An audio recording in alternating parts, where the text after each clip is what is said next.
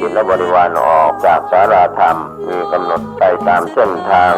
13:30 นาทีขวงวัฒนธรรมมหาวิทยาลัยเชียงใหม่ขบวนแห่องค์กฐินและบริวารทุกคณะสถาบันสำนักและส่วนงานต่างๆพร้อมกันมีการแสดงของชมรมพื้นบ้านล้านนาสโมสรนักศึกษามหาวิทยาลัยเชียงใหม่ 14 นาฬิกาเคลื่อนขบวนแห่องค์กฐินและบริวารเข้าสู่วัดสายหินประธานในพิธีจุดธูปเทียนบูชาพระรัตนตรัยไหว้พระสมาทานเบญจศีลกล่าวคำถวายผ้ากฐินแด่พระสงฆ์น้อมผ้ากฐินถวายพระสงฆ์อัปโลกกฐินถวายทายธรรมแด่พระสงฆ์กรรมการสภามหาวิทยาลัยอธิการบดีรองอธิการบดีผู้ช่วยอธิการบดีประธานกรรมการส่งเสริมมหาวิทยาลัยคณบดีผู้อำนวยการสถาบันสำนักศูนย์กองประธานสภาพนักงานมหาวิทยาลัยนายกสโมสรมหาวิทยาลัยนายกสโมสรนักศึกษามหาวิทยาลัยตามลำดับถวายทายธรรมแด่พระสงฆ์อนุโมทนากรวดน้ำรับพรลาพระสงฆ์ 15:30 นาทีประกาศผลรางวัลการประกวดขบวนกฐินก็เป็นข่าวสารงานทำบุญทอดกฐินมหาวิทยาลัยเชียงใหม่ประจำปี 2565 ตรงกับวันเสาร์ที่ 29 ตุลาคม 2565ก็ถวายกับพระคุณเจ้าที่จำพรรษาท่วนไตรมาสวัดสายหินตำบลสุเทพอำเภอเมืองเชียงใหม่จังหวัดเชียงใหม่ขอเชิญท่านร่วมบุญร่วมกุศลติดต่อได้ที่มหาวิทยาลัยเชียงใหม่และวัดสายหินที่จะร่วมทำบุญในคราวครั้งนี้ได้ความสุขกายสุขใจโดยทั่วหน้ากันสร้างเหตุปัจจัยด้วยศรัทธาด้วยปัญญารู้เห็นทำตามจริงขอเชิญสาธุชนสร้างบุญกุศลยิ่งใหญ่กฐินทานคือสังฆทานบุญทานยิ่งใหญ่1 เดือนท่านกำหนดไว้นับตั้งแต่ข่าวสารเพื่อการประชาสัมพันธ์ทำบุญทอดกฐินสามัคคีของวัดป่าแดงมหาวิหารตำบลสุเทพอำเภอเมืองเชียงใหม่จังหวัดเชียงใหม่อาทิตย์ที่ 30 ตุลาคม 2565 8:30 นาทีคณะกฐินพร้อมกันณวัดป่าแดงมหาวิหาร 9:39 นาทีจุดธูปเทียนบูชาพระรัตนตรัยสมาทานเบญจศีลถวายผ้ากฐินพระสงฆ์อุปโลกกฐินพระสงฆ์อนุโมทนาเจริญจิตภาวนาแผ่เมตตา 11 นาฬิกาถวายภัตตาหารเพลแด่พระภิกษุสามเณร 12 นาฬิกาเชิญแขกผู้มีเกียรติร่วมรับประทานอาหารกลางวันประธานกรรมการงานทอดกฐินสามัคคีของวัดป่าแดงมหาวิหารผู้ช่วยศาสตราจารย์สมคิดสกุลวัฒนะพร้อมคณะกรรมการสายต่างๆก็มีสายคุณสมจิตวงจันทร์คำสายคุณสิริรักษ์ตันติเสรีสายคุณแสงทองวรวีระวงศ์สายขนส่งและสายอาจารย์เนนสมพงษ์ปันธกาสายคณะศรัทธาวัดป่าแดงมหาวิหารทุกท่านพร้อมครอบครัวท่านที่จะร่วมทำบุญผ่านบัญชีธนาคารกรุงไทยสาขาถนนสุเทพชื่อบัญชีวัดป่าแดงมหาวิหารเลขที่บัญชี 521-064-7501 สอบถามรายละเอียดเพิ่มเติมได้ที่ 0818815690 ก็เป็นกำหนดการทำบุญ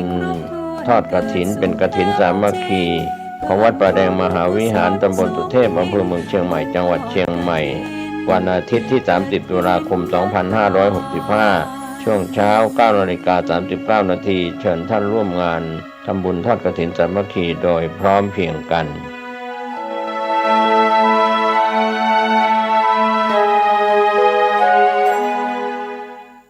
กฐินทานคือสังฆทานบุญทานยิ่งใหญ่1 เดือนข่าวสารเพื่อการประชาสัมพันธ์ขอเชิญชวนศรัทธานักศีลนักบุญทั้งหลายร่วมงานทำบุญทอดกฐินสามัคคีของวัดร้องอ้อตำบลสันพิเชื่ออำเภอเมืองจังหวัดเชียงใหม่ตรงกับวันอาทิตย์ที่ 6 พฤศจิกายน พุทธศักราช 2565 ขึ้น13ค่ำเดือนยี่ทอดถวายกับพระสงฆ์ที่จำพรรษาท่วนไตรมาสของวัดร้องอ้อเวลา 9:30 นาทีเป็นต้นไปขอเชิญชวนร่วมงานบุญกฐินสามัคคีของวัดร้องอ้อตำบลสันพิเศษอำเภอเมืองเชียงใหม่จังหวัดเชียงใหม่ตรงกับวันอาทิตย์ที่ 6 พฤศจิกายน 2565 ช่วงเช้า 9:30 นาทีได้บุญได้กุศลโดยพร้อมเพรียงกันสร้างมนุษย์สมบัติสวรรค์สมบัตินิพพานสมบัติเพิ่มพูนสร้างมนุษย์สมบัติสวรรค์สมบัตินิพพานสมบัติข่าวสารเพื่อการประชาสัมพันธ์ขอเชิญชวนศรัทธานักศีลนักบุญทั้งหลายร่วมทำบุญทอดกฐินสามัคคีมหากุศลประจำปีพุทธศักราช 2565 โดยเจ้าพระคุณสมเด็จพระมหาวีระวงศ์เลขานุการสมเด็จพระสังฆราชกรรมการมหาเถรสมาคมโปรดประทานผ้าไตรกฐินให้คุณบุญชัยมาบุญศักดิ์สิทธิ์ที่ปรึกษาพิเศษหัวหน้านายทหารฝ่ายเสนาธิการประจำปลัดกระทรวงกลาโหมโยมพ่อเลี้ยงธนวัฒน์แม่เลี้ยงทัศพิชาสุสิงห์คำร่วมกับศรัทธาสาธุชนทั้งหลายน้อมนำถวายผ้ากฐินพระสงฆ์ที่จำพรรษาท่วนไตรมาสของวัดวังสิงห์คำตำบลป่าแดดอำเภอเมืองเชียงใหม่ทอดกฐินกฐินนะคะ ท่านกำลังติดตามรับฟังสถานีวิทยุกระจายเสียงพระพุทธศาสนาแห่งชาติและสังคมคลื่นเพื่อการศึกษาพระพุทธศาสนาและวัฒนธรรมระบบ FM 104.5 เมกะเฮิรตซ์รายการต่อไปเป็นรายการคดีโลกคดีธรรม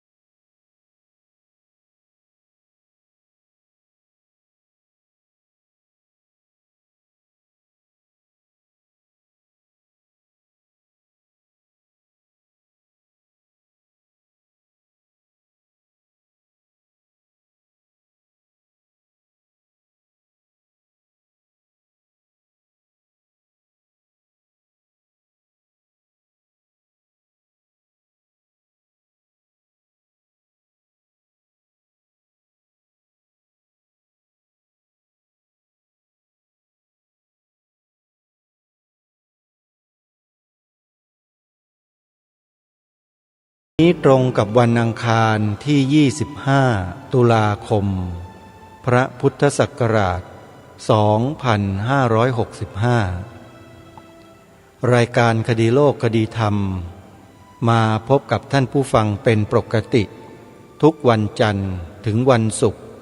และวันเสาร์อาทิตย์ทางสถานีวิทยุแห่งนี้ท่านผู้ฟังสามารถดาวน์โหลดแอปพลิเคชัน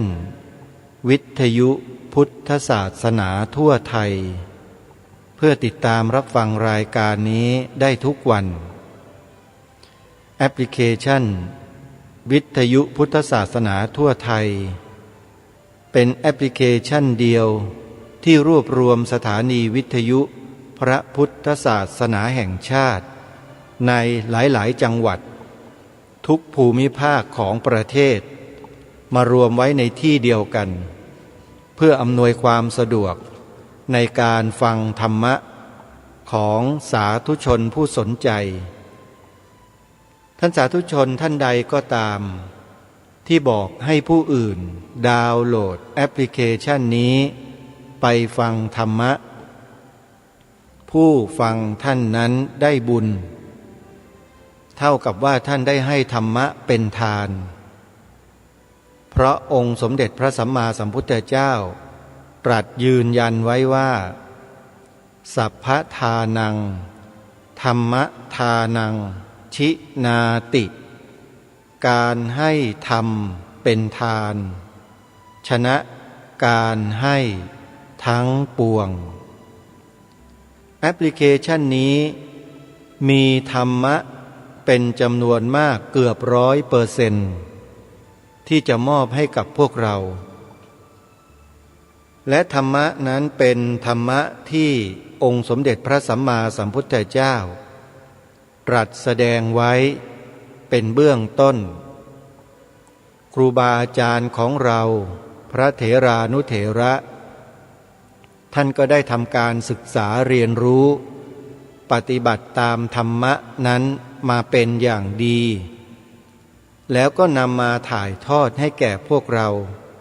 ผ่านสื่อดังกล่าวไม่ว่าจะเป็นสถานีวิทยุหรือจะเป็นแอปพลิเคชันก็สามารถที่จะได้ธรรมะจากการฟังเหมือนกันขออนุโมทนาบุญกับสถานีวิทยุต่างๆที่ได้นำธรรมะขององค์สมเด็จพระสัมมาสัมพุทธเจ้ามาเผยแพร่ให้กับผู้คนโดยทั่วไปได้ศึกษาเรียนรู้ร่วมกันโดยเฉพาะสถานีวิทยุเหล่านี้เช่นวัดหนองกายอำเภอแม่แตงจังหวัดเชียงใหม่วัดฝายหินอำเภอเมืองจังหวัดเชียงใหม่วัดศรีอุดมวงศ์อำเภอวังสะพุงจังหวัดเลยวัดป่าจริยธรรมอำเภอนาด้วงจังหวัดเลยวัดอารามมงคลอำเภอยางตลาดจังหวัดกาฬสินธุ์วัดบ้านปลาคูนอำเภอโพนทรายจังหวัด101วัดป่าบ้านผืออำเภอรัตนบุรีจังหวัดสุรินทร์วัดสามชุกอำเภอสามชุกจังหวัดสุพรรณบุรีวัดเกาะบกรัตนารามอำเภอรัตภูมิจังหวัดสงขลาวัดเขาปรีดีอำเภอทุ่งสงจังหวัดนครศรีธรรมราชเป็นต้น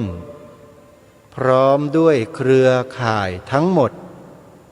มีอยู่จำนวน200 กว่าสถานีที่นำธรรมะเปิดออกอากาศให้สาธุชนได้สดับรับฟังกันตลอด24 ชั่วโมงครูบาอาจารย์เหล่านี้ที่ท่านทำสถานีวิทยุพระพุทธศาสนาท่านมุ่งหวังเผยแผ่หลักธรรมคำสอนขององค์สมเด็จพระบรมศาสดาสัมมาสัมพุทธเจ้าซึ่งเป็นผลดีต่อผู้คนต่อหมู่มนุษย์ต่อสังคมต่อประเทศชาติต่อโลกของเราโดยแท้เพราะฉะนั้นไม่มีเหตุผลใดเลย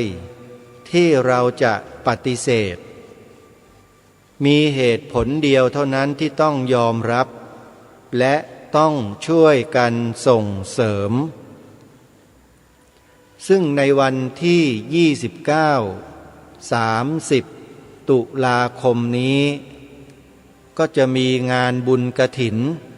ที่จะเกิดขึ้นอีกไม่กี่วันที่จะเชิญชวนสาธุชนเราให้ร่วมทำบุญกฐินสนับสนุนงานเผยแผ่พระพุทธศาสนาช่วยครูบาอาจารย์ของเราได้ทำหน้าที่ส่วนนี้29 ตุลาคมนี้จะมีงานบุญกฐินเกิดขึ้นที่จังหวัดเชียงใหม่วัดฝายหินตำบลสุเทพอำเภอเมืองจังหวัดเชียงใหม่จึงขอเรียนเชิญเจริญพรญาติโยมได้ร่วมกันสนับสนุนทำบุญเพื่อสนับสนุนงานเผยแผ่พระพุทธศาสนาให้กับวัดฝายหินด้วยกันท่านใดสนใจจะร่วมทำบุญโทรศัพท์สอบถามรายละเอียดเพิ่มเติมได้ที่หมายเลข ขอ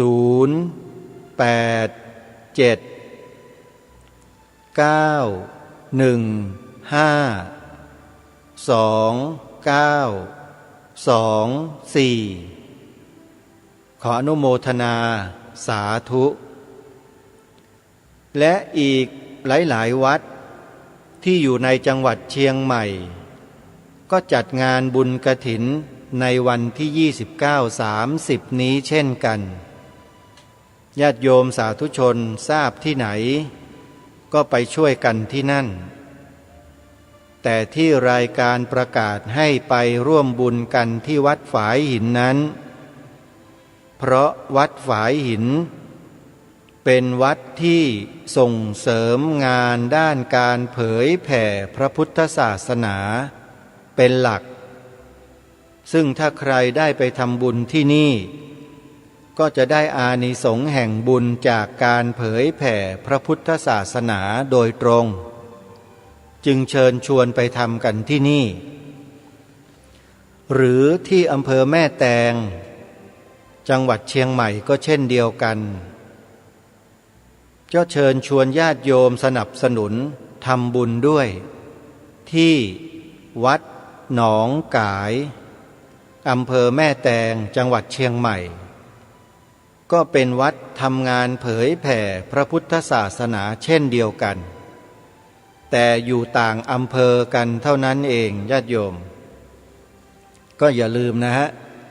ไปร่วมงานบุญครั้งนี้โดยพร้อมเพรียงกันส่วนวัดอื่นๆที่จะขอแนะนำให้ญาติโยมไปร่วมบุญนั้นที่กำลังจะมีบุญกฐินในเดือนพฤศจิกายนเดือนหน้าซึ่งตรงกับวันที่4-5 พฤศจิกายนคือวัดศรีอุดมวงศ์อำเภอวังสะพุงจังหวัดเลย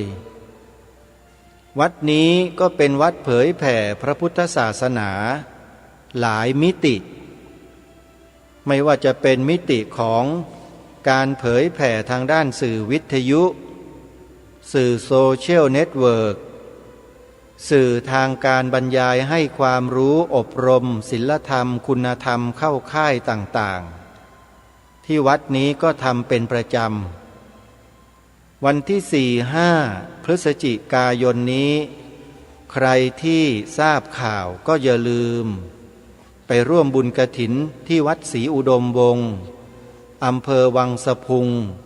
จังหวัดเลยโดยพร้อมเพรียงกันหมายเลขโทรศัพท์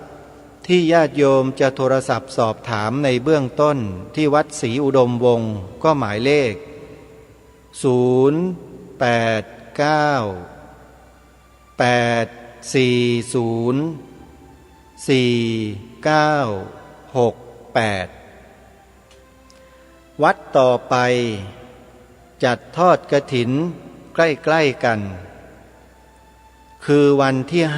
5วันที่6พฤศจิกายนวันที่5-6 พฤศจิกายนที่ภาคอีสานที่จะขอแนะนำและเชิญชวนญาติโยมได้ร่วมทำบุญทอดกฐินปีนี้อยู่ที่วัดอารามมงคลอยู่ที่ตำบลยางตลาดอำเภอยางตลาดจังหวัดกาฬสินธุ์วัดนี้นอกจากเป็นวัดเผยแผ่พระพุทธศาสนาแล้วมีสถานีวิทยุเปิดธรรมะให้ญาติโยมได้ฟังแล้ววัดนี้ยังเป็นสำนักเรียนพระปริยัติธรรมแผนกสามัญที่เปิดโอกาสให้ลูกหลานชาวอีสานมาบรรพชาเป็นสามเณรแล้วมาเรียนหนังสือมาปรับวุฒิของตนเองที่นี่ฟรีไม่มีค่าใช้จ่ายใดๆทั้งสิ้นเพราะฉะนั้นวัดอารามมงคลจึงแบกรับภาระดูแลสามเณรจำนวนมากเพื่อให้ได้รับการศึกษาเล่าเรียนพระปริยัติธรรมอยู่ที่นี่ เพราะฉะนั้นถ้าหากญาติโยมได้ร่วมทำบุญกับวัดนี้ก็เท่ากับว่าช่วยส่งเสริมการศึกษาเล่าเรียนของพระภิกษุและสามเณรที่นี่ด้วยเพราะฉะนั้นจึงขอเรียนเชิญเจริญพรทำบุญทอดกฐินที่วัดอารามมงคลอำเภอยางตลาดจังหวัดกาฬสินธุ์โดยพร้อมเพรียงกันในวันที่5-6 พฤศจิกายนศกนี้ สอบถามรายละเอียดเพิ่มเติมที่หมายเลขโทรศัพท์084-034-4606หรือ094-281-3500และในวันที่5-6 พฤศจิกายนวันเดียวกันมีบุญกฐินอีกวัดหนึ่งที่รายการคดีโลกคดีธรรมขอแนะนำให้ญาติโยมได้มีส่วนร่วมทำบุญกับวัดนี้วัดนี้อยู่ในภาคกลางอยู่ที่อำเภอบ้านไร่จังหวัดอุทัยธานีญาติโยมสาธุชนทุกท่านวัดนี้ก็ถือเป็นอีกวัดหนึ่งที่รายการคดีโลกคดีธรรมขอแนะนำแล้วเชิญชวนไปทำบุญด้วยกันด้วยเพราะว่าวัดนี้เป็นวัดส่งเสริมการศึกษาพระปริยัติธรรมแผนกบาลีและนักธรรมให้กับเหล่าพระภิกษุสงฆ์สามเณรของจังหวัดเนื่องด้วยท่านเจ้าอาวาสวัดนี้ท่านจบการศึกษาปรริญญาธรรม9 ประโยคและเป็นพระวิปัสสนาจารย์สอนกรรมฐานแก่บรรดาพระภิกษุสามเณรและประชาชนทั่วไปด้วยพระสงฆ์จบปรริญญาธรรม9 ประโยคและเป็นพระวิปัสสนาจารย์ด้วยเนี่ยหายากโยมแต่ที่นี่มีให้ญาติโยมได้ทำบุญกันแล้ววัดนี้ก็คือวัดภูจวงตั้งอยู่ที่ตำบลทับหลวงอำเภอบ้านไร่จังหวัดอุทัยธานีจะจัดทอดกฐินในวันที่5-6 พฤศจิกายนวันที่มีการลอยกระทงจุดประทีปโคมไฟบูชารอยพระพุทธบาทพระสัมมาสัมพุทธเจ้าเวลา 20 นาฬิกาในคืนวันที่5หลังจากลอยกระทงกันเสร็จก็จะมีการแสดงธรรมโต้รุ่งตั้งแต่เวลา 21 นาฬิกาเป็นต้นไปจนถึงรุ่งเช้า6 นาฬิกาจากนั้นวันที่6 พฤศจิกายนเวลา 8:30 นาทีก็จะได้พาญาติโยมสาธุชนทำบุญตักบาตรเทโวโรหณะในเช้าวันที่6ตักบาตรเสร็จแล้วก็เข้าสู่พิธีถวายผ้ากฐินในเวลา 10 นาฬิกาใครที่จะร่วมทำบุญวัดนี้ติดต่อสอบถามรายละเอียดเพิ่มเติมที่หมายเลขโทรศัพท์080-729-6734หรือ080-077-2477วัดภูจวงตำบลทับหลวงอำเภอบ้านไร่จังหวัดอุทัยธานีทอดกฐินวันที่5-6 พฤศจิ กายนศกนี้ก็ขออนุโมทนาสาธุบุญกับทุกท่านที่จะได้ร่วมกันทำบุญสนับสนุนงานเผยแผ่พระพุทธศาสนาของครูบาอาจารย์ของเราดังที่กล่าวมาท่านสาธุชนทุกท่านบุญกฐินอีกบุญหนึ่งที่อาตมาภาพจะขอแนะนำญาติโยมได้มีส่วนร่วมเป็นกรณีพิเศษบุญกฐินนี้เป็นบุญกฐินประวัติศาสตร์สร้างมหาธาตุเจดีย์องค์ใหญ่ไว้ประจำจังหวัดพัทลุงอยู่ทางภาคใต้ญาติโยมสาธุชนท่านใดที่มีความสนใจจะร่วมทำบุญกฐินสร้างมหาธาตุเจดีย์องค์ใหญ่ประจำจังหวัดพัทลุงญาติโยมทำที่นี่เลยเขาจะจัดให้มีงานบุญกฐินกันในวันที่29-30 ตุลาคมศกนี้แล้วยังเปิดโอกาสให้สาธุชนญาติโยมเนี่ยได้ร่วมเป็นเจ้าภาพสร้างมหาธาตุเจดีย์องค์ใหญ่องค์นี้ด้วยโดยถ้าหากว่าท่านใดบริจาคเงินเป็นเจ้าภาพสร้างมหาธาตุเจดีย์องค์นี้เป็นจำนวนเงินตั้งแต่150,000 บาทขึ้นไปท่านจะได้รับสิทธิพิเศษพาไปที่งานกฐินปีนี้ที่วัดดังกล่าวด้วยนอกจากนั้นชื่อของท่านที่เป็นเจ้าภาพ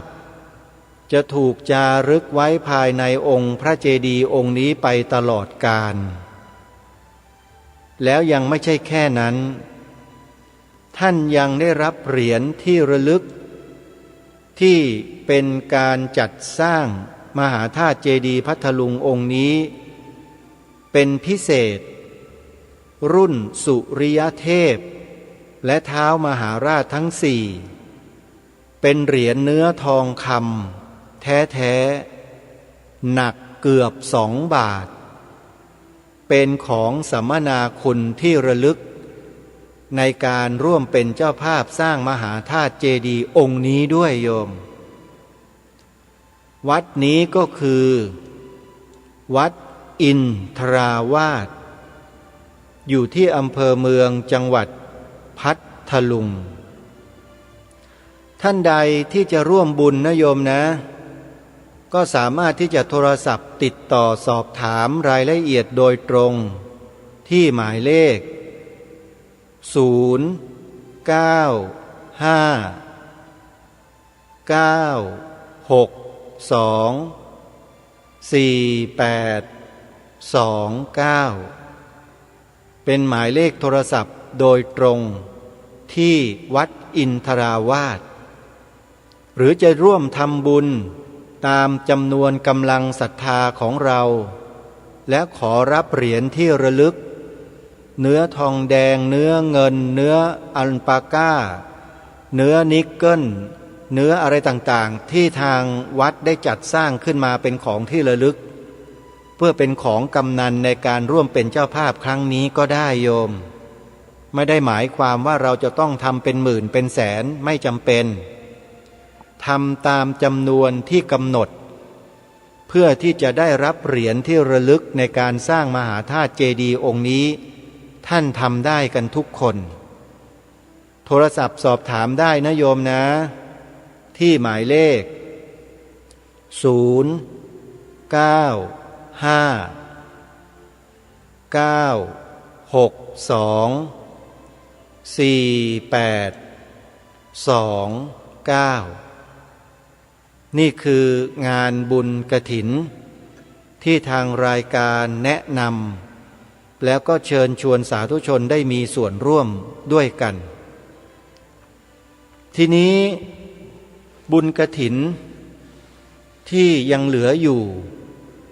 อีกหลายๆวัดหลายๆแห่งที่ญาติโยมสาธุชน ยังไม่ได้มีโอกาสร่วมบุญยังมีกฐินสุดท้ายของปีอีกแห่งหนึ่งที่อาตมาภาพนั้นจะต้องเดินทางไปร่วมงานบุญกฐินนี้ด้วยแล้วก็ไปเป็นพิธีกรไปร่วมกิจกรรมกับงานบุญกฐินนี้โดยตรงเพราะว่าบุญกฐินที่วัดนี้เป็นบุญกฐินที่จะช่วยส่งเสริมงานเผยแผ่พระพุทธศาสนากับสถานีโทรทัศน์วิทยุดีทีวีที่อาตมาภาพเป็นรองผู้อำนวยการเป็นผู้บริหารอยู่ด้วยและเป็นพิธีกรหลักในรายการตระเวนคนตระเวนธรรมในช่วงค่ำด้วยญาติโยมสาธุชนทุกท่านดีทีวีเป็นสถานีโทรทัศน์ผ่านดาวเทียมของพวกเราชาวพุทธเป็นสื่อที่เป็นกระบอกเสียงให้แก่พวกเราโดยตรงสถานีโทรทัศน์ช่องนี้ได้จัดตั้งขึ้นและแพร่ภาพและเสียงออกอากาศมาตั้งแต่ปีพระพุทธศักราช 2553 เป็นต้นมาจนถึงปัจจุบันเข้าสู่ปีที่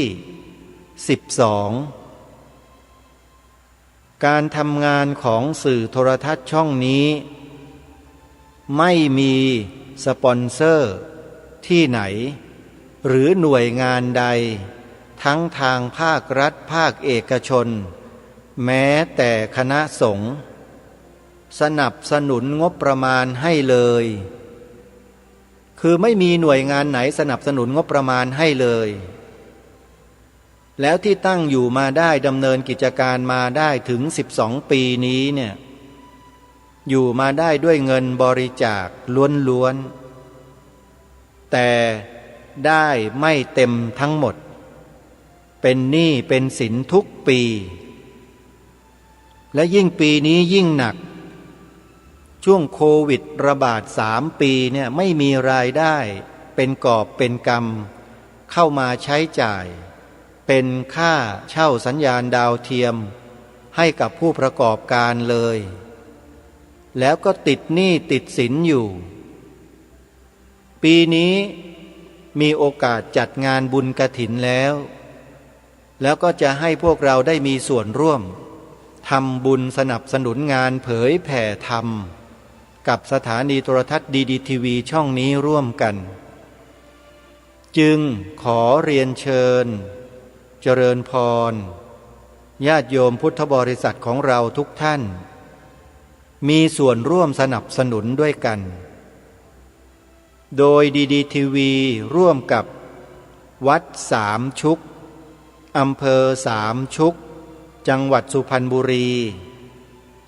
จะจัดงานบุญกฐินปีนี้ในวันสุดท้ายของการกฐินคือวันอังคารที่8พฤศจิกายน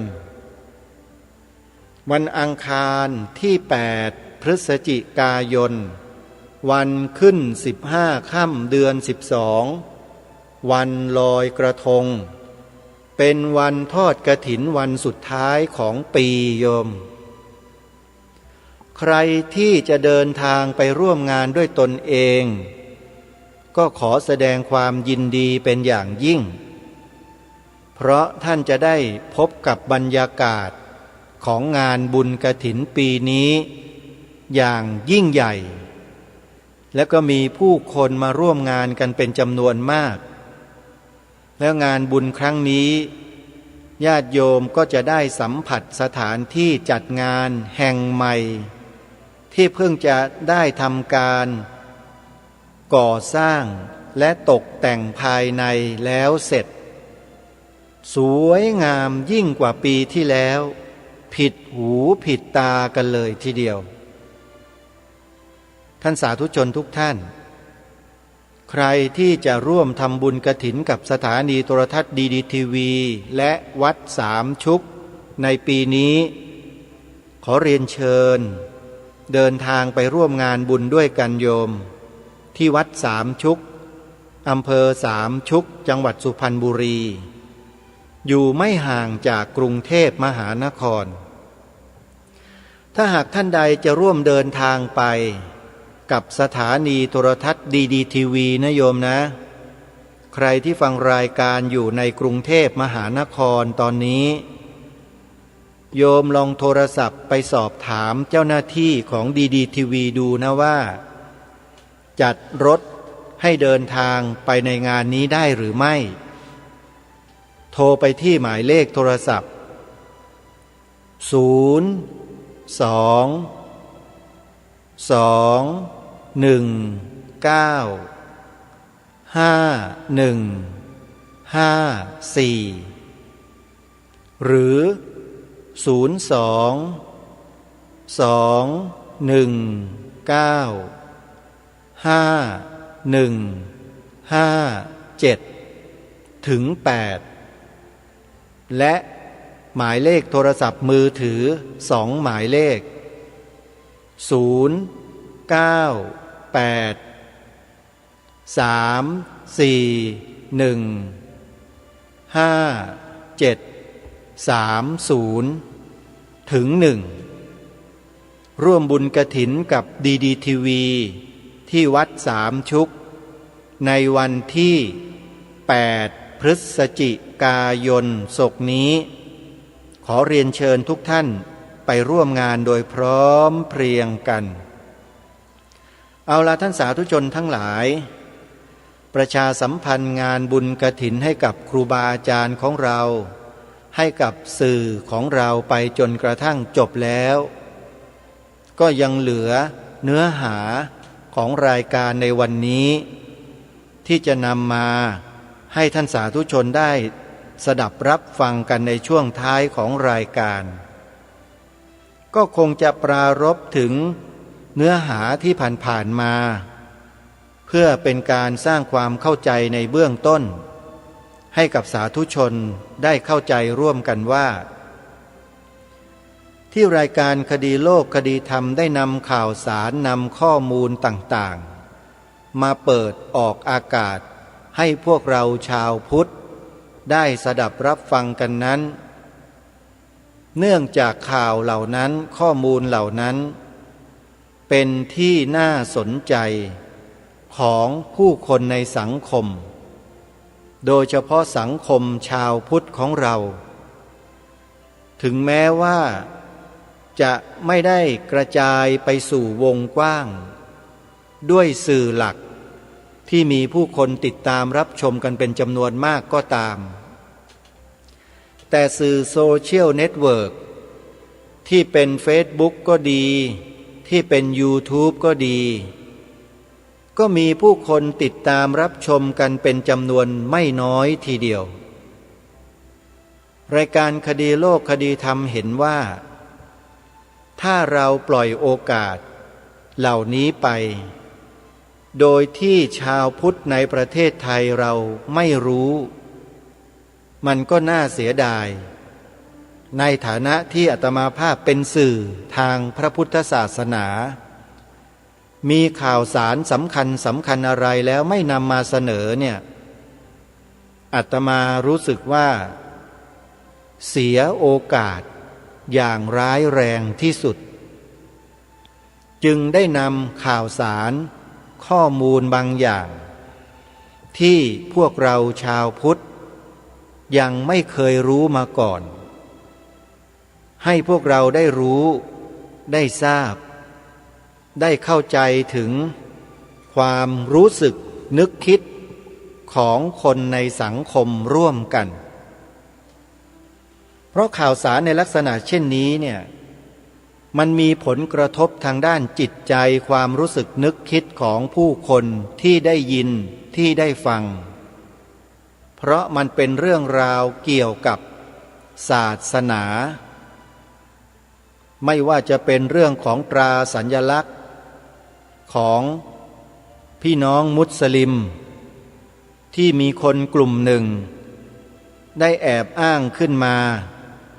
เพื่อมาทำการเรียกเก็บเงินจากผู้ประกอบการ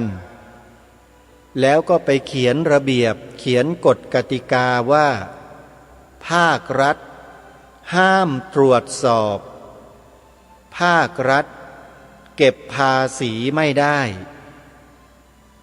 เขาไปเขียนกฎกติกากันออกมาแบบนี้เหมือนกับว่ามีอำนาจเหนือกว่ารัฐดีทีวีก็ดีโดยอาตมาภาพรายการคดีโลกคดีธรรมก็ดีโดยอาตมาภาพจึงไม่สามารถที่จะหยุดหรือปิดข่าวนี้เอาไว้ได้จึงนำมาเสนอนำมาเผยแพร่ให้พวกเราได้รู้ได้ทราบถึงความเป็นมาเป็นไปของสิ่งนี้ร่วมกันจริงๆแล้วเนี่ยมันมีอะไรที่เป็นความลึกลับซับซ้อนมากกว่านี้เยอะที่รายการคดีโลกคดีธรรมไม่สามารถจะนำมาเผยแพร่ได้แต่มีคนกลุ่มหนึ่งเขาขันอาสาไปเปิดโปงให้ผู้ที่สนใจนั้นไปศึกษาเรียนรู้ดูได้ไปฟังดูได้ว่าสิ่งเหล่านี้คืออะไรนั่นคือข้อเท็จจริงที่กำลังถูกนำเสนอผ่านสื่อทางโลกโซเชียลเน็ตเวิร์กคือทาง Facebook และทาง YouTube รายการคดีโลกคดีธรรมได้นำคลิปวิดีโอการเคลื่อนไหวยื่นหนังสือต่อหน่วยงานของรัฐแห่งหนึ่งมาเปิดให้ท่านผู้ฟังได้ติดตามรับฟังกันไปเมื่อวันจันทร์ที่17ตุลาคมที่ผ่านมาเกี่ยวกับเรื่องฮาลาลเราก็ได้ฟังกันไปบ้างแล้วแต่อาจจะยังไม่เข้าใจว่าคืออะไรบางคนก็อาจจะต่อว่าหรือตำหนิรายการนี้ว่าไปนำมาเปิดทำไมไปนำมากล่าวมาแสดงมาเผยแพร่ทำไมมันไม่เกี่ยวกับพวกเราเลยใครที่พูดเช่นนี้หมายความว่าผู้นี้หรือผู้นั้นเนี่ยยังไม่รู้ข้อมูลหรือข้อเท็จจริงทั้งหลายทั้งปวงคือใช้ความรู้สึกมาแสดงอากัปกิริยากับรายการคดีโลกคดีธรรมคือไม่รู้แล้วมาเที่ยวชี้มันจะเป็นประเภทนี้ประเภทอื่นเป็นไปไม่ได้ถ้าคนที่เขามีสติสัมปชัญญะแล้วมีปัญญาคิดเนี่ยนะเขาจะไม่พูดตำหนิรายการนี้แบบนี้แต่เขาจะเงี่ยหูฟังพิจารณาตามข้อมูลข่าวสารเหล่านั้นแล้วก็ไปศึกษาเพิ่มเติมการที่รายการคดีโลกคดีธรรมนำข่าวสารเหล่านี้มานำเสนอเนี่ยท่านเชื่อได้เพียงแค่ 20% เท่านั้นเองคือเชื่อในเนื้อข่าวส่วนที่ท่านยังเชื่อไม่ได้นั้นอีก 80% นู่นแน่ท่านต้องไปพิสูจน์ทราบไปหาข้อมูลไปค้นหลักฐานไปติดตามอะไรต่างๆด้วยตัวท่านเองอีกรายการนี้มีหน้าที่นำเสนอสิ่งที่มันมีที่มันเป็นอยู่ในสังคมเขาเรียกว่าเป็นข่าวแล้วนำมาเสนอเท่านั้นเพื่อให้ทุกคนได้รู้ได้ทราบอย่างที่บอกไปเมื่อสักครู่เนี่ยว่าสิ่งเนี้ยคนกลุ่มเนี้ยที่เขานำเสนอมาเนี่ยที่เขาไปยื่นหนังสือกันเนี่ยเขามีข้อมูลที่ลึกลับซับซ้อนมากกว่านี้เยอะแต่เขาพูดออกอากาศไม่ได้นำเสนอออกผ่านสื่อต่างๆไม่ได้รายการคดีโลกคดีธรรมได้ไปฟังเขาแล้วว่าไอ้ความลึกลับซับซ้อนตัวนั้นน่ะมันคืออะไรพอรู้แล้วได้ยินแล้วนี่ตกใจเลยถ้ามันเป็นเช่นนั้นจริงเนี่ยแปลว่าประเทศไทยเราเนี่ยแย่แน่ๆเลยถ้าปล่อยให้สิ่งนี้มาครอบงำสังคมประเทศชาติบ้านเมืองของเราได้โดยเฉพาะถ้าปล่อยให้ออกกฎหมายฮาลาลออกมาได้เนี่ยเสร็จเลยเสร็จยังไงไปฟังคนกลุ่มนี้เขาพูด ถ้าใครสนใจนะเตรียมปากกากระดาษจดชื่อช่องใน YouTube ของกลุ่มคนเหล่านี้ไว้แล้วท่านก็ไปเปิดดูใน YouTube ได้เลยชื่อช่องชื่อว่ารวมพลังคนไทยพุทธกราบครูบาอาจารย์ที่เคารพทุกรูปครับรายการคดีโลกคดีธรรมมีหน้าที่นำสิ่งเหล่านี้มาบอกมาให้พวกเราได้รับรู้รับทราบนี่คือหน้าที่เมื่อรู้อะไรที่เป็นเรื่องสำคัญเป็นเรื่องคอขาดบาดตายสำหรับบ้านเมืองประเทศชาติพระพุทธศาสนาของเราแล้วเนี่ยรายการคดีโลกคดีธรรมไม่อาจจะนิ่งดูดายอยู่ได้จึงต้องนำมาบอกครูบาอาจารย์ของเราบอกญาติโยมพุทธบริษัทของเราเนี่ยให้ไปติดตามข้อมูลข่าวสารเนื้อหาสาระในเรื่องเหล่านี้จากกลุ่มบุคคลที่เขานำข้อมูลเหล่านั้นในเชิงลึกมาเปิดเผยเพื่อให้เราได้รู้อะไรที่ลึกกว่านั้นซับซ้อนกว่านั้นได้ยิ่งขึ้นเผื่อว่าเราจะได้เกิดความรู้สึกในความหวงแหนประเทศชาติพระพุทธศาสนาและสถาบันพระมหากษัตริย์ของเราเนี่ยให้มากยิ่งขึ้นไม่เหมือนกับในปัจจุบันที่ฟังรายการคดีโลกคดีธรรมแล้วก็มาตำหนิกันอยู่นี้ลองไปฟังคนเหล่านั้นเขาพูดกันดูบ้างก็ดีก็จะได้ไม่ต่อว่ารายการนี้ให้มากความต่อไปอีกเพราะมารู้ข้อมูลและความจริงจนกระทั่งตกอกตกใจกันเลยก็ได้นะฮะอย่าลืมนะไปชมกันใน YouTube หรือใน Facebook ก็ได้พิมพ์คำว่ารวมพลังคนไทยพุทธกลุ่มคนเหล่านี้ขอบอกได้เลยว่าณวินาทีนี้เนี่ยคนเหล่านี้เขามีความกล้าหาญเด็ดเดี่ยวมากที่กล้านำเอาข้อมูลที่เชิงลึกลับซับซ้อนที่ไม่มีใครกล้านำมาเปิดเผยเนี่ย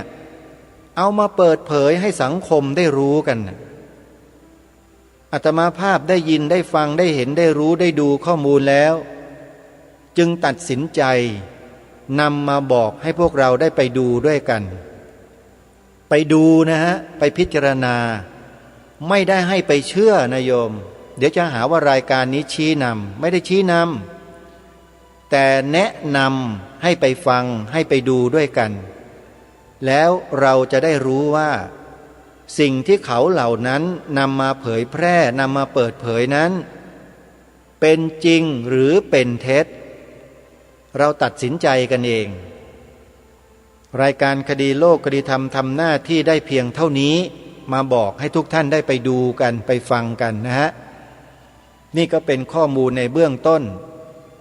ในเนื้อหาของรายการในช่วงท้ายวันนี้ที่มาแจ้งมาบอกให้กับพวกเราได้รับรู้รับทราบร่วมกัน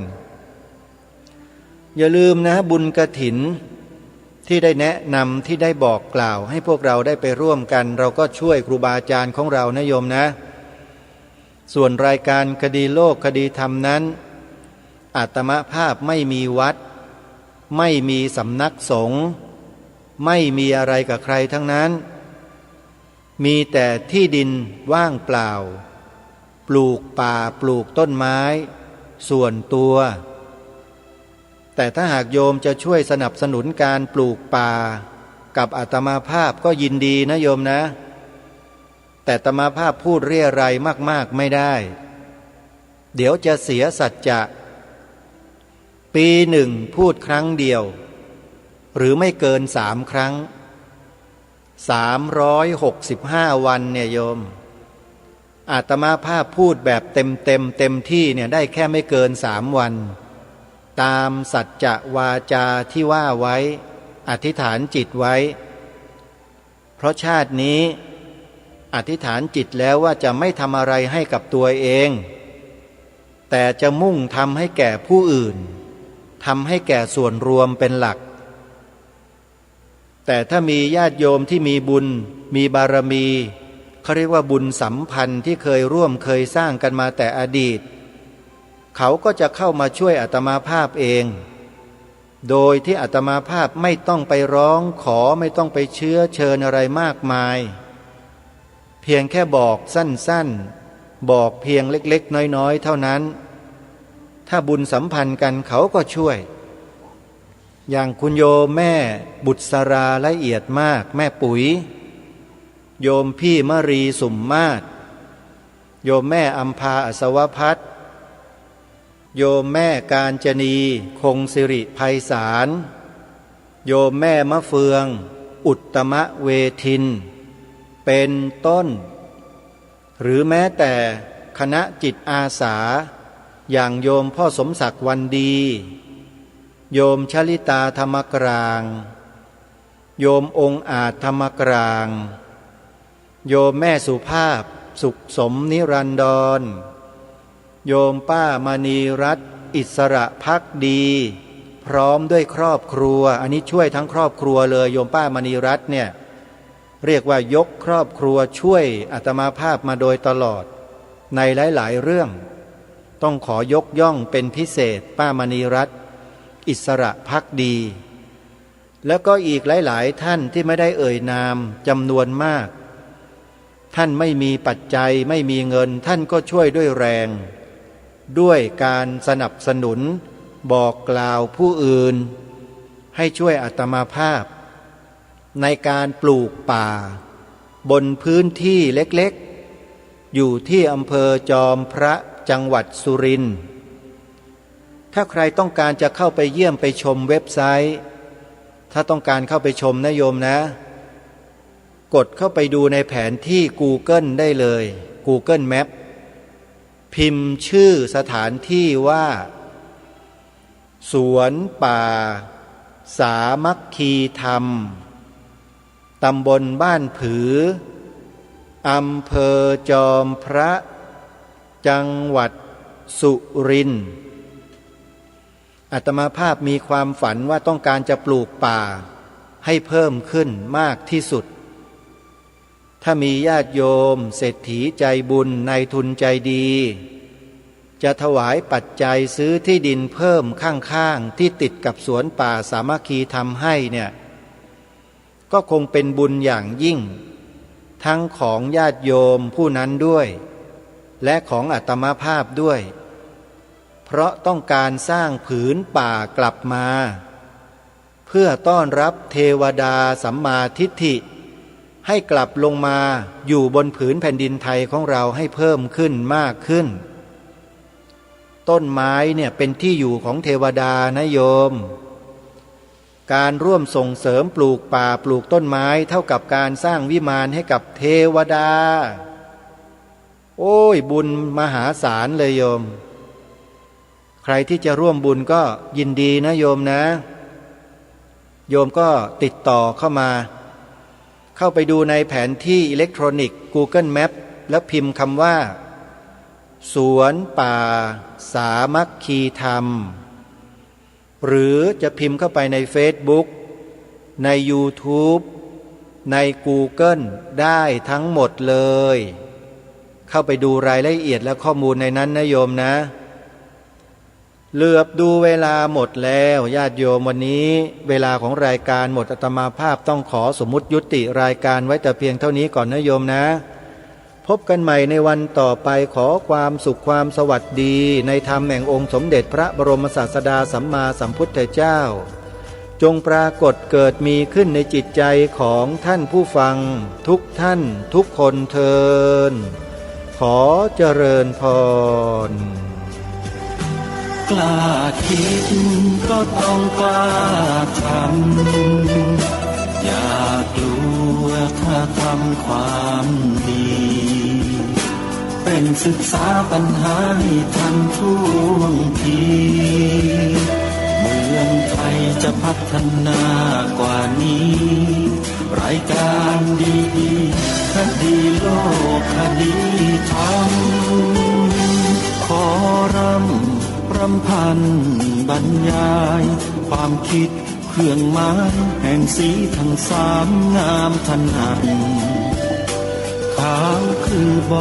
ริสุทธิ์สีสวัสดิ์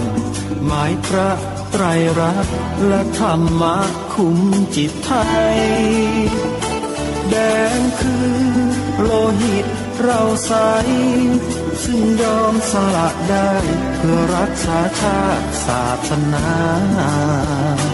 น้ำเงินคือสีโสภาอันจอมประชาพระโปรดเป็นของส่วนองค์จับริ้วเข้าเป็นไตรรงค์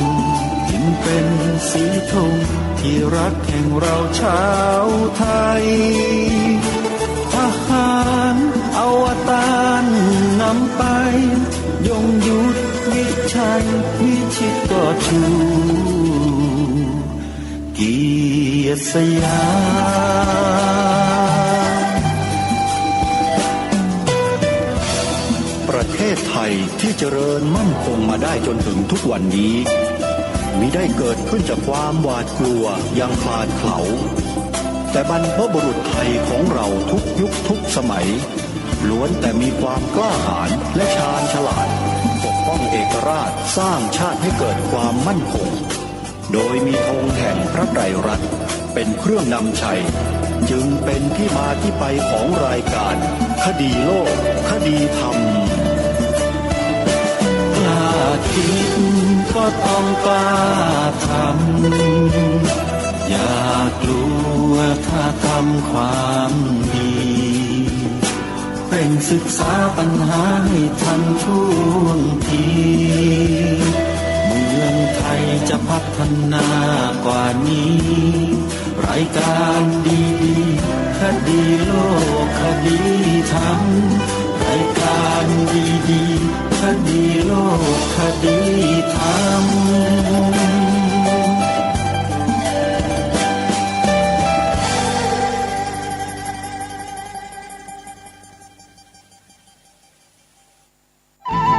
ที่จบไปแล้วนั้นเป็นรายการคดีโลกคดีธรรมดำเนินรายการโดยพระครูปลัดณรงค์ฤทธิ์ กฐินทานคือสังฆทานบุญทานยิ่งใหญ่1 เดือนท่านกำหนดไว้นับตั้งแต่วันออกพรรษาถึงขึ้น15 ค่ำเดือน12สิ้นสุดเวลาเป็นการละทานล้ำค่าสืบทอดนานมาแต่ครั้งพุทธกาลขอเชิญชาวพุทธร่วมใจกันทำบุญทอดกฐินบำรุงพระสงฆ์ผู้ทรงศีลทำรงพุทธศาสตร์ยืนนานล้อมรวมศรัทธาเพิ่มพูนกุศลบุญทานต่อยอดประเพณียาวนานทอดกฐินทานตามกาลเวลาสร้างมนุษย์สมบัติสวรรค์สมบัตินิพพานสมบัติเพิ่มพูนศรัทธาปัญญาขจัดความตระหนี่ห่างไกลชีวาสร้างเหตุความร่ำรวยด้วยกฐินทานล้ำค่าสร้างเหตุปัจจัยด้วยศรัทธาด้วยปัญญารู้เห็นทำตามจริงขอเชิญสาธุชนสร้างบุญกุศลยิ่งใหญ่ร่วมทอดกฐินด้วยใจ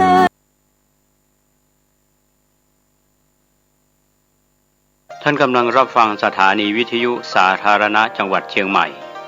คลื่นพัฒนาคุณภาพชีวิต FM 92.25 เมกะเฮิรตซ์บริหารและจัดการโดยวัดป่าแดงมหาวิหารส่งกระจายเสียงจากเลขที่71หมู่ที่14บ้านใหม่หลังมอตำบลสุเทพอำเภอเมืองจังหวัดเชียงใหม่รหัสไปรษณีย์50200หมายเลขโทรศัพท์0818815690 052000636-7สวัสดีครับท่านผู้ฟังที่เคารพข่าวชาวบ้าน ผมกาเศษเพชรสำริดบรรณาธิการข่าวก้าวหน้านิวกับการทำหน้าที่สื่อสารมวลชนของพี่น้องสื่อมวลชนทุกแขนงสาขาจากส่วนกลางแล้วก็ส่วนภูมิภาคข่าวภายในประเทศข่าวจากต่างประเทศก็เป็นการรายงานข่าวประจำวันในรอบ 24 ชั่วโมงพิมพ์ออนไลน์คลิกเข้าไปที่ www.gawnahnew.com ท่านก็จะได้อ่านข่าวที่ทางหนังสือพิมพ์ออนไลน์อนุญาตให้นำลิงก์มาเพื่อให้ท่านได้รับทราบข้อมูลข่าวสารประจำวันนะครับก็ถือว่าการทำหน้าที่ของพี่น้องสื่อมวลชนนั้นก็เป็นส่วนหนึ่งที่เป็นกระจกเงาของสังคมในการทำหน้าที่ธรรมะก่อนข่าววันนี้ก็เป็นส่วนหนึ่งนะครับที่เราได้เห็นการทำงานก็คือการปฏิบัติธรรมกายกรรมมังการกระทำทางกายก็เป็นการปฏิบัติธรรมทางกายวจีกรรมมังการปฏิบัติธรรมด้วยการพูดสิ่งที่ดีๆที่เป็นประโยชน์แล้วก็มโนกรรมมังการกระทำทางใจคือความรู้สึกนึกคิดที่ดีที่เป็นประโยชน์ต่อสังคมและส่วนรวมและก็ตัวท่านเองดังนั้นกายกรรมมังวจีกรรมมังมโนกรรมมังทั้ง3ทางนี้ก็ถือว่าเป็นผู้ปฏิบัติธรรมเราจะต้องมีสติปัญญาควบคุมอารมณ์ในการพูดในการทำในการคิดนะครับที่เราได้ทำการงานในช่วงของในส่วนที่เราจะได้รับรู้รับทราบกันนะครับว่าในส่วนที่เราได้เข้าใจถึงเรื่องราวต่างๆที่นำข้อคิดต่างๆมา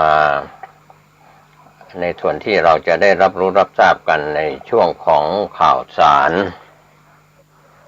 ข่าวชาวบ้านวันนี้เราได้รับรู้รับทราบเรื่องของข่าวต่างประเทศที่เราติดตามกันเป็นข่าวคืบหน้านะครับในเรื่องของสงครามที่เกิดขึ้น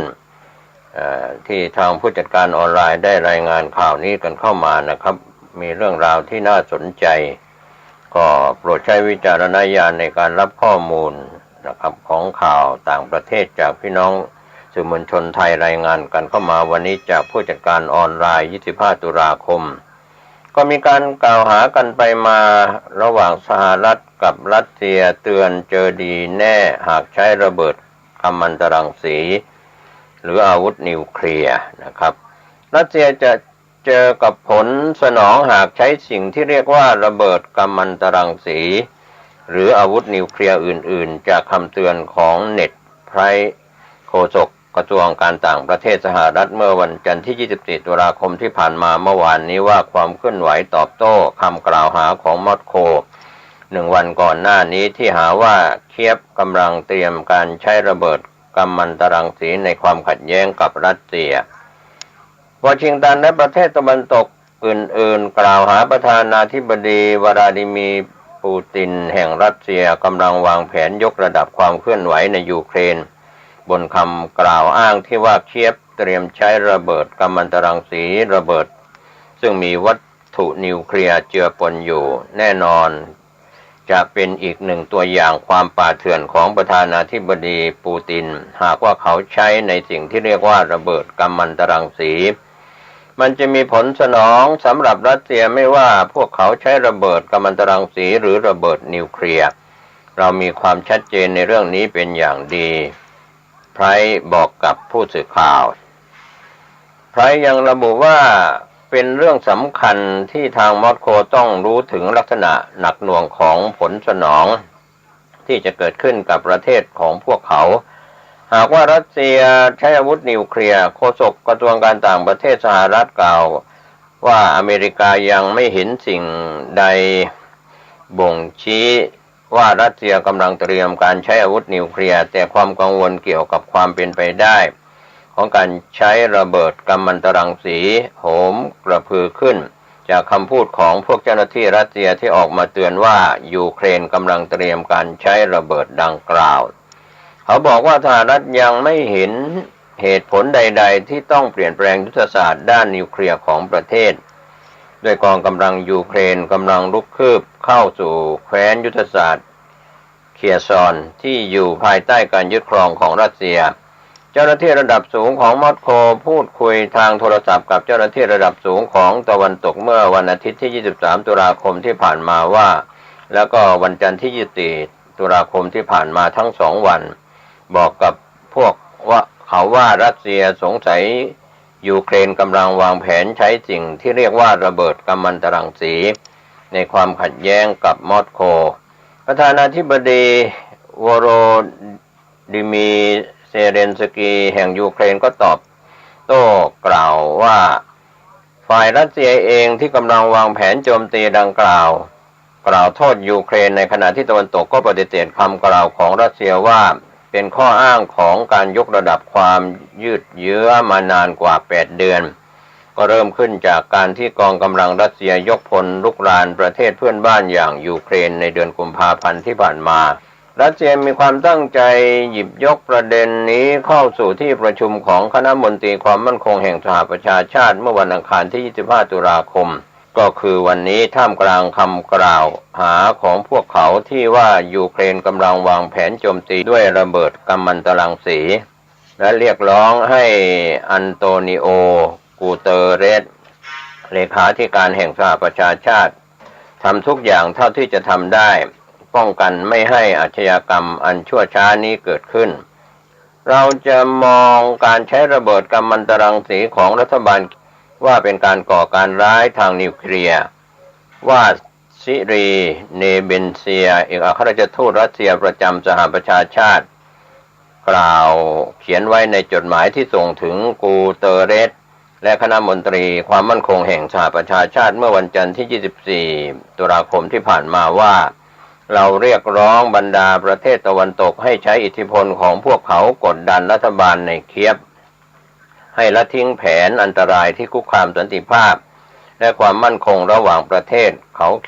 าเรียกร้องเลขาธิการใหญ่แห่งสหประชาชาติทำทุกอย่างเท่าที่อยู่ในอำนาจขวางไม่ให้อาชญากรรมอันชั่วช้านี้เกิดขึ้นรัสเซียแจ้งกับบรรดาชาติสมาชิกในคณะมนตรีความมั่นคงแห่งสหประชาชาติว่าจะหยิบยกเรื่องนี้เข้าหารือระหว่างการประชุมลับในวันอังคารที่ 25 ตุลาคมก็คือวันนี้ความเคลื่อนไหวของรัสเซียในที่ประชุมคณะมนตรีความมั่นคงแห่งสหประชาชาติเกิดขึ้นในขณะที่ทางกระทรวงกลาโหมของประเทศเมื่อวันจันทร์ที่ 24 ตุลาคมที่ผ่านมาเผยว่าได้เตรียมพร้อมกองกำลังของพวกเขาในการปฏิบัติภารกิจภายใต้สภาพแวดล้อมปนเปื้อนกัมมันตรังสีหลังจากมอสโกกล่าวหายูเครนวางแผนจุดชนวนระเบิดกัมมันตรังสีบางอย่างที่ทางเคียฟปฏิเสธอย่างหนักแน่นพลโทอีกอร์ คิรินออรอฟผู้บัญชาการทหารหน่วยป้องกันทางนิวเคลียร์ชีวภาพและสารเคมีบอกกับสื่อมวลชนเมื่อวันจันทร์ที่ 24 ตุลาคมว่าเป้าหมายของการโจมตีลักษณะดังกล่าวหวังกล่าวโทษรัสเซียต่อเหตุปนเปื้อนสารกัมมันตรังสีโดยจะกล่าวหามอสโกเป็นผู้จุดชนวนอาวุธนิวเคลียร์เกรดต่ำยูเครนต้องการวาดภาพรัสเซียในฐานะก่อการร้ายทางนิวเคลียร์เขากล่าวถึงเรื่องนี้ว่าเป้าหมายของการยั่วยุครั้งนี้กล่าวหารัสเซียใช้อาวุธทำลายล้างในสนามรบยูเครนและด้วยอุบายนี้พวกเขาจะสามารถเปิดโครงการรณรงค์ต่อต้านรัสเซียอันทรงพลังไปทั่วโลกคิรินรอบปิดท้ายถึงเรื่องนี้กล่าวว่าในการทำงานภายใต้การจัดระบบของกระทรวงกลาโหมเพื่อตอบโต้ความเป็นไปได้ของการยั่วยุจากฝ่ายยูเครนได้มีคำสั่งให้จัดวางกองกำลังและทรัพยากรให้อยู่ในสถานะเตรียมพร้อมสำหรับปฏิบัติภารกิจในสภาพแวดล้อมที่ปนเปื้อนกัมมันตรังสีหรือว่ากัมมันตภาพรังสีก็เป็นข่าวจากต่างประเทศข่าวรอยเตอร์ที่ได้รายงานข่าวเรื่องนี้กันเข้ามานะครับท่านผู้ชมท่านผู้ฟังโปรดใช้วิจารณญาณเรื่องข่าวต่างประเทศเรื่องการสู้รบกันระหว่างรัสเซียกับยูเครนก็มาถึงเรื่องของอากาศหนาวเย็นลงในบ้านเรานะครับที่ทางกรมอุตุนิยมวิทยาได้พยากรณ์อากาศไทยโพสต์ออนไลน์ได้รายงานมวลอากาศที่หนาวเย็นลงในช่วงนี้ในโซนของภาคเหนือภาคตะวันออกเฉียงเหนือ โดยทางเดลินิวออนไลน์ได้รายงานเหนืออีสานอากาศเย็นใต้ฝนตกหนักกทมมีหมอกบางในตอนเช้า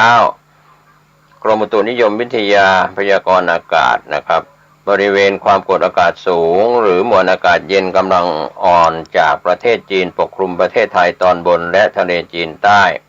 ทำให้ประเทศไทยตอนบนจะมีอุณหภูมิสูงขึ้นกับมีหมอกบางในตอนเช้าประกอบกับลมตะวันออกพัดปกคลุมภาคตะวันออกภาคกลางตอนล่างรวมทั้งกรุงเทพมหานครและปริมณฑลทำให้ประเทศไทยตอนบนมีฝนเล็กน้อยบางแห่งส่วนร่องมรสุมพาดผ่านภาคใต้ตอนกลางขณะที่ลมตะวันตกเฉียงใต้ที่พัดปกคลุมทะเลอันดามันตอนบนมีกำลังอ่อนลงทำให้ภาคใต้มีฝนลดลงแต่ยังคงมีฝนฟ้าคะนองเกิดขึ้นได้บางแห่งขอให้ประชาชนดูแลสุขภาพเนื่องจากสภาพอากาศที่เปลี่ยนแปลงในระยะนี้ไว้ด้วยนะครับก็เป็นการพยากรณ์อากาศประจำวันนะครับที่เราได้ติดตามการพยากรณ์อากาศจากสื่อทุกแขนงสาขาไม่ว่าจะเป็นไทยโพสต์ออนไลน์เดลินิวออนไลน์และสื่อแขนงอื่นๆ